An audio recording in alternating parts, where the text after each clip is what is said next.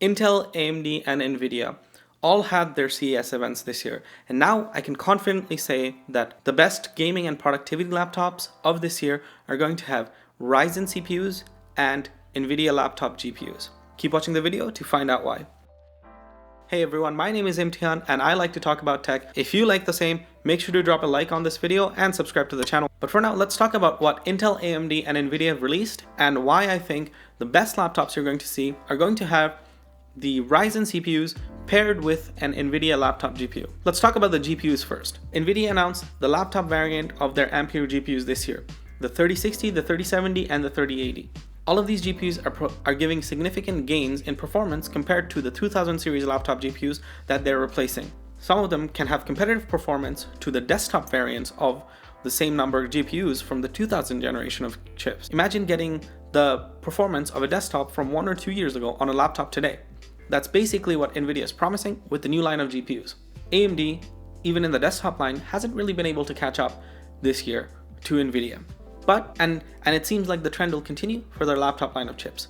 They are good chips and they might show up on some of the lower end models, but at the higher end, I think Nvidia is going to take the crown for overall better performance and overall better compatibility for productivity workloads as well as gaming ones. Think about ray tracing. Nvidia's ray tracing technology is far more efficient and far more advanced than what AMD has been able to implement. You only need to see Cyberpunk 2077's benchmarks to understand why. Ray tracing on Nvidia works way better than it does on AMD this generation. So on the GPU front, I think Nvidia has it in the bag. If you're looking for a gaming laptop, that's probably the way to go. But for the CPUs, the story is a little bit different. Both AMD and Intel announced new CPUs this year. They both announced 45-watt mobile CPUs that are 8 cores and 16 threads, the Tiger Lake H and the AMD Ryzen HX series.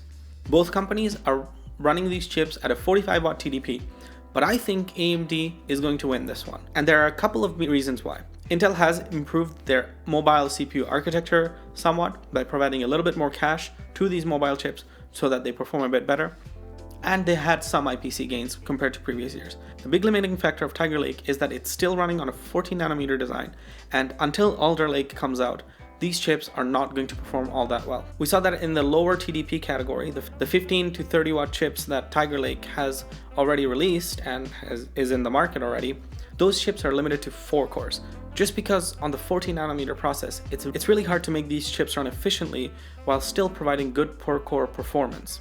At the same time, AMD announced a 15-watt chip that's 8 cores and 16 threads with their Ryzen 5000U line of chips that are going to be running on 15 watts and running fairly efficiently, and I'm confident that it's going to run efficiently because they are actually manufactured on a 7nm node. Because the process node is smaller, you can fit more transistors in the same die, and the heat production is less because electrons have to travel less distance to get from one place to another on the chip. I'm vastly oversimplifying the concepts here, but you get the idea. A smaller process node is going to get you more efficient chips that produce less heat, and they can be packed in a smaller die. So the 15-watt chips, AMD already won. If you're looking at something for ultra-portable productivity or light gaming, then their AMD's chips are definitely winning this generation, just based on core count alone. Intel has improved the per-core performance of their chips, but I suspect because of the 14nm process node, they're going to be more power hungry when doing the same tasks that AMD's CPUs do, which means you're likely going to see less battery life in these portable laptop devices. And battery life is one of the most important metrics for a laptop because it's meant to be portable. Going back to the 45-watt chips, however, Intel has an 8-core 16-thread 45-watt variant of the Tiger Lake chips, the Tiger Lake H series. Now these laptop chips are actually going to be good performers, and I'm sure they'll hold their own for most gaming workloads. AMD Ryzen still wins out here. Again, because of the process node differences, you're going to see less heat output for the same level of performance, and that's going to create a big difference in the battery life that both of these systems are going to get. You might have the same laptop manufacturer both produce an AMD and an Intel-based laptop, and the AMD version might get better battery life.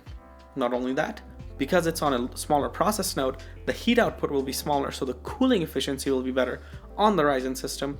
And when you're playing games, there's nothing worse than your fans spinning up to the maximum so that you can keep your GPU and CPU cool. Better CPU cooling means that the laptops can be better thermally managed, and it gives more headroom for the GPU to run a little bit better too. So funny enough, running an AMD CPU on a laptop will make the Nvidia GPU run better because the overall system will be cooler, which means that the GPU can be fed more power and run a little bit more stable without thermal throttling. Last year, AMD was limited mainly by their lack of partnerships in the industry. Their laptop CPUs were really good last year too, and they were very competitive with Intel, who up until that point hadn't really been beat for their ultra portable U lineup of chips or for their H line of chips for their gaming laptops. AMD came on fairly strong with their Zen architecture, and as they move on to Zen 4, I'm sure that they'll get even better over time. The Ryzen 5000 HX series of chips show what AMD is able to do today because they have a smaller process node.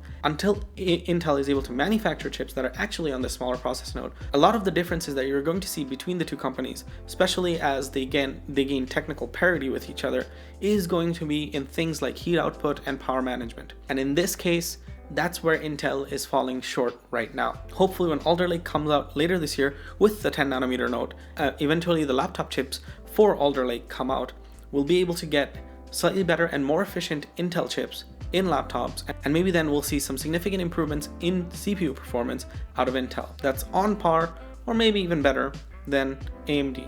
But right now, I think the default and the smarter choice for most of us is going to be pairing an AMD CPU with an Nvidia GPU for our gaming laptops. Asus, HP, and Lenovo have already promised to bring out laptops running AMD Ryzen CPUs by the end of the first quarter, and there's over 150 models that are coming out with AMD CPUs in these systems this year. That's almost exactly the same as the number of laptop models that Intel is coming out with for their new mobile chips. So AMD is starting to really push in this category, and we're probably going to see a lot of the higher, more premium editions of the laptops include AMD CPU options.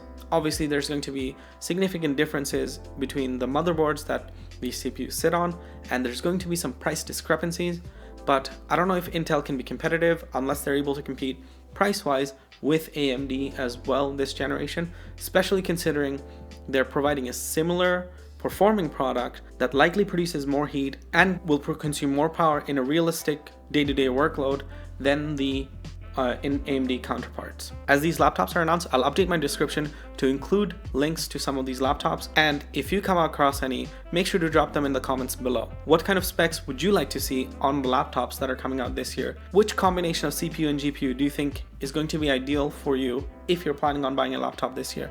Or are you confident in the performance that you're getting out of your laptops or desktops that you've bought previously? And if so, what specs are you running on those? Let me know in the comments below. Well, that's everything from me today. I hope you enjoyed this video, and remember to always keep learning. Bye-bye.